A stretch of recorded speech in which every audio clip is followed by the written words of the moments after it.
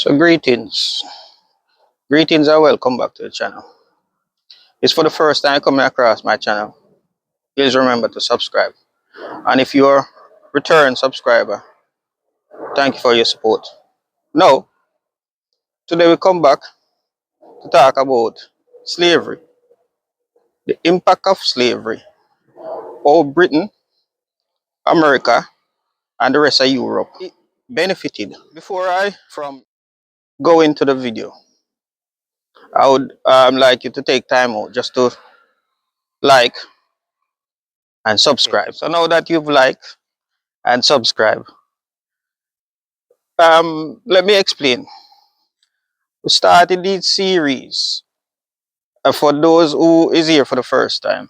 We started this series after the UK riots, just to point out and outline certain facts and reality of history that these people that they are rioting against, people you're rioting against, most of them have been first enslaved, then colonized, then neo-colonized.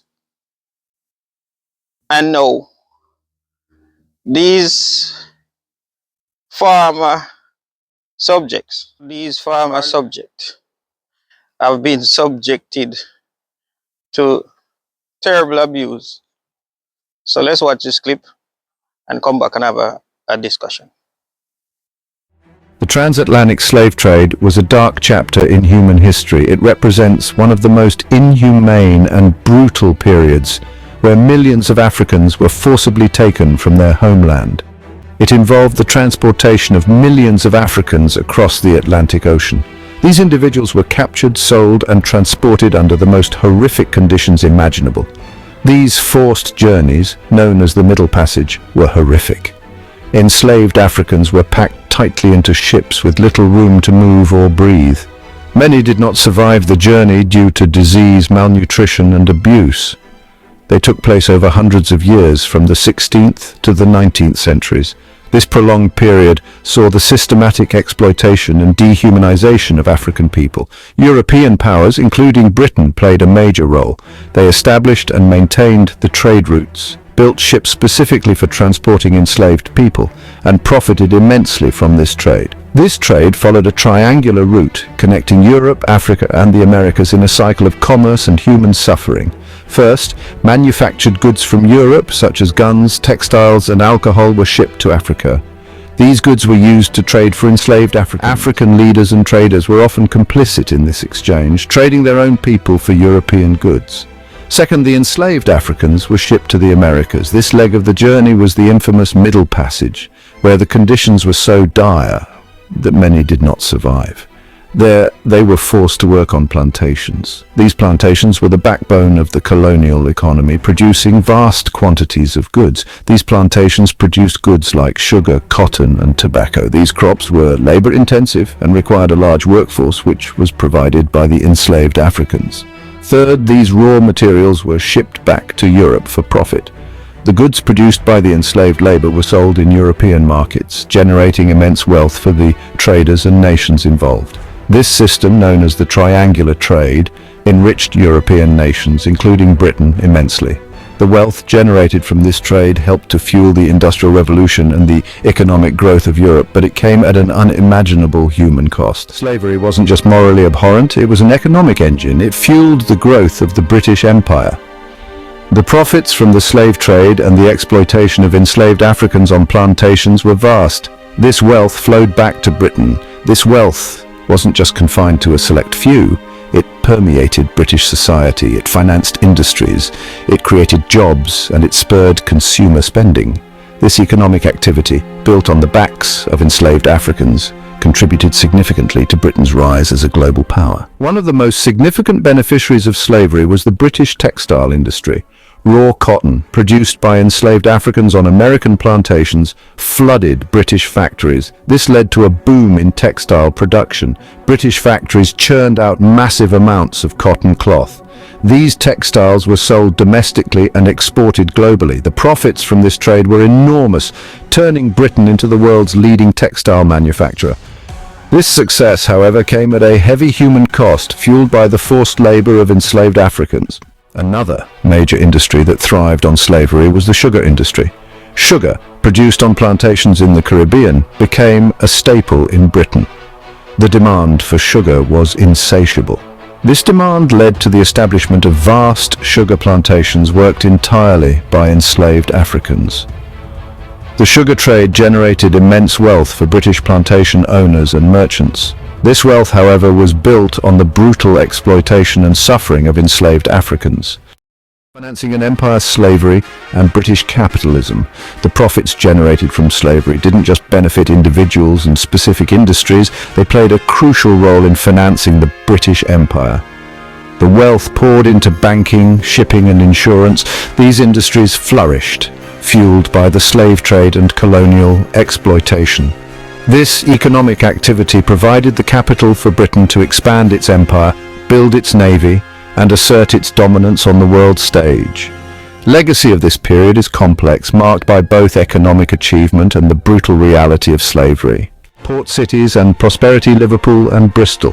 The impact of the slave trade was most visible in British port cities like Liverpool and Bristol. These cities served as major hubs for ships involved in the triangular trade. Thousands of ships carrying enslaved Africans, sugar, cotton and other goods passed through these ports. This activity fueled rapid economic growth. These cities became wealthy, with merchants and traders amassing fortunes. This prosperity, however, was built on a foundation of exploitation and human suffering. Beyond the obvious, other industries impacted by slavery. The legacy of slavery is often discussed in terms of its direct impact on agriculture, particularly in the production of cash crops like sugar, cotton and tobacco. However, the tentacles of this inhumane practice reached far beyond the plantations. The influence of slavery extended beyond the most obvious industries. It infiltrated various sectors of the British economy, creating a ripple effect that touched numerous aspects of daily life and commerce. It reached into various sectors of the British economy. The economic benefits reaped from slavery were not confined to the colonies. They were deeply embedded in the British mainland as well. Shipbuilding thrived, constructing vessels for the triangular trade. These ships were essential for transporting enslaved Africans across the Atlantic, as well as for carrying goods between Europe, Africa and the Americas. The metal industry produced chains and shackles for enslaved Africans. Blacksmiths and metalworkers found a steady demand for their products, which were used to control and transport enslaved individuals. Banking and insurance industries grew, managing the financial complexities of the slave trade. Banks provided loans to plantation owners and traders, while insurance companies offered policies to protect against the loss of ships and human cargo. Even seemingly unrelated industries like pottery and textiles benefited indirectly. Pottery workshops produced goods that were traded for slaves, while textile mills manufactured cloth that was used both in the trade and on plantations. They supplied goods for trade in Africa and the Americas. The demand for these goods created jobs and wealth in Britain, further entrenching the economic dependence on slavery. This demonstrates the pervasive reach of slavery in shaping the British economy. The profits from slavery helped to finance the Industrial Revolution, leading to advancements in technology and industry that would shape the modern world. The legacy of slavery is a stark reminder of how deeply intertwined human suffering and economic progress can be. Human cost and moral implications of economic prosperity. While there's no denying the economic benefits Britain reaped from slavery, it's crucial to acknowledge the human cost. Millions of Africans were forcibly uprooted from their homes, subjected to unimaginable cruelty. They endured the horrors of the Middle Passage, the brutal journey across the Atlantic. Those who survived were forced to work in inhumane conditions on plantations. This system generated vast wealth for Britain, but left a legacy of pain, suffering and injustice. The unpaid debt legacies of slavery in modern Britain. The legacies of slavery are still felt in modern Britain. The wealth generated from slavery helped shape British society. It is visible in the grand buildings and institutions of the time. However, this wealth was built on exploitation. This legacy continues to fuel debate about reparations and racial inequality.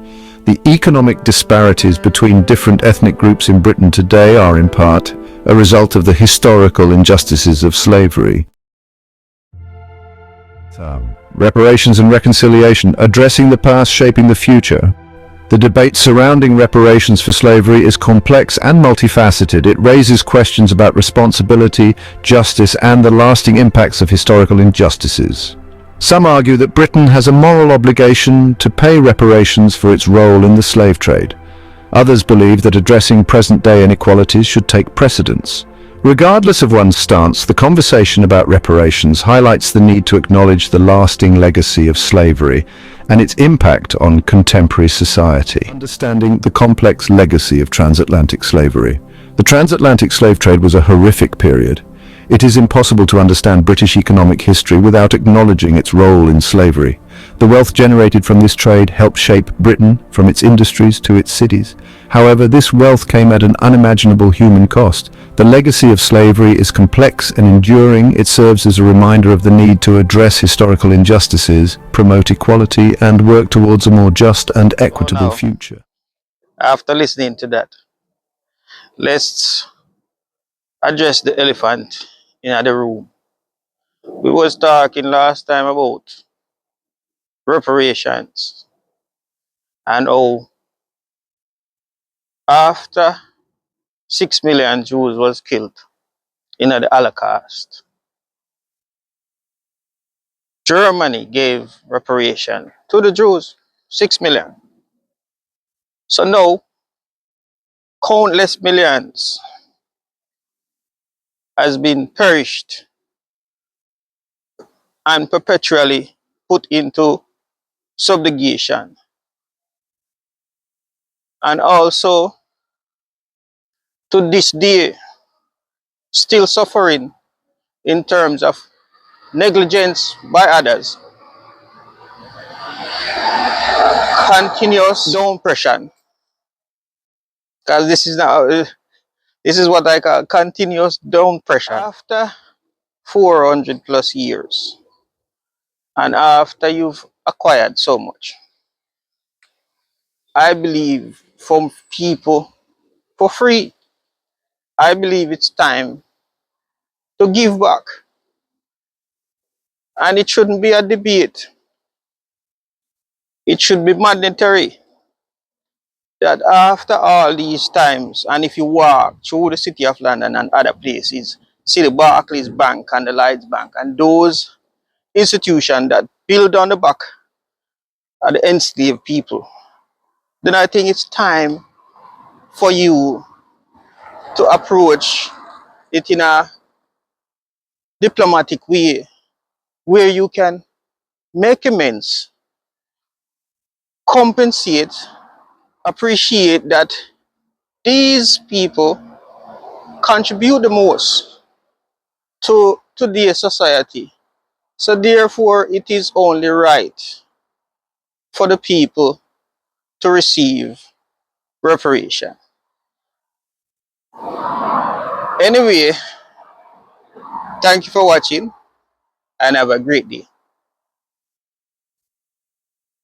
There is still the whole business of how you repair the damage done to people's lives. How do you compensate for the huge emotional losses and travesties? And let me just be clear, the link between this country and the Caribbean did not begin in 1948 with the Windrush. All of us here of Caribbean descent are in this country and have this relationship in this country because our descendants were removed from Africa, taken across the Atlantic and put in the Caribbean. So, and let's be absolutely clear, the wealth of this country was on the back of that labour. That is why it is such a scandal, frankly, that we now have to, and we were made British subjects, we were colonised and made British subjects. You cannot then, 70 years after you ask us to come and help rebuild the country, so once again our labour is used, and then send us back across the ocean. It is unacceptable, absolutely unacceptable.